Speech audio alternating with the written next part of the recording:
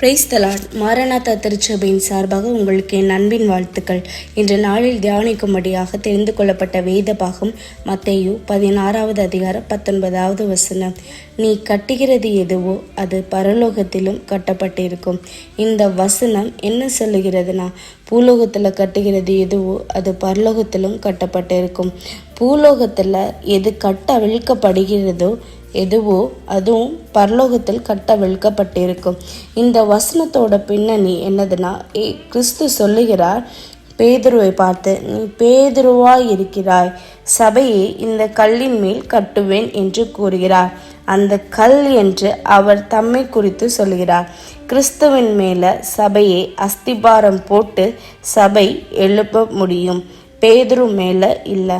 சபை, அந்த சபை எப்படி பேதுருவை குறிக்கிறதோ அதை போல இன்றைக்கும் நம்மையும் குறிக்கிறது. அந்த சபைக்கு தேவன் ஒரு அதிகாரத்தை கொடுத்திருக்கிறார்.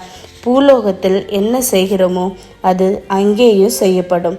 இந்த வசனம் என்ன சொல்லுகிறதுனா, இயேசு நமக்கு ஒரு அதிகாரம் கொடுத்திருக்கிறார். உதாரணத்துக்கு, இங்கே நம்ம பிறரை மன்னித்தோம் அப்படின்னா அங்கேயும் மன்னிக்கப்படும்.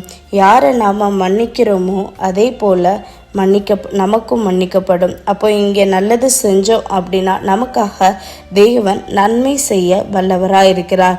இங்கே நாம் ஆத்துமாக்களை ஆயத்தப்படுத்தினோம் என்றால் அவங்களுக்கு பரலோக ராஜ்யத்துக்கு உண்டான வழி வாசல்களை திறப்போமானால் நமக்கும் பரலோக ராஜ்யத்துக்கு போக வழி வாசல்கள் திறக்கப்படும்.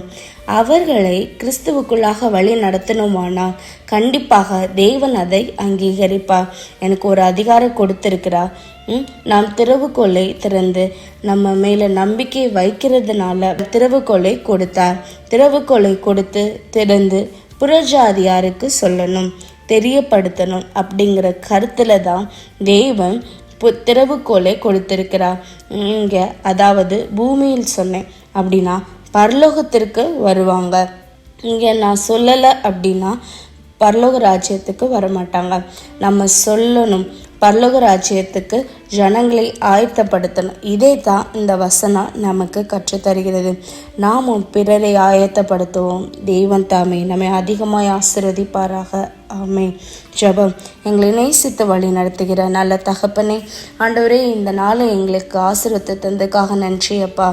ஆண்டவரே, திறவுகோலை எங்களிடத்தில் தந்ததுக்காக நன்றி அப்பா. உம்மை பற்றி அறிகிற அறிவில் வளர்ந்து ஆத்துமாக்களை ஆயத்தப்படுத்த உதவி செய்யுங்க. அந்த வாஞ்சையை எங்களுக்கு தாங்கப்பா. உமது சத்தியம் பிறருக்கு சொல்லுகிற பிள்ளைகளாக மாற்றுங்க.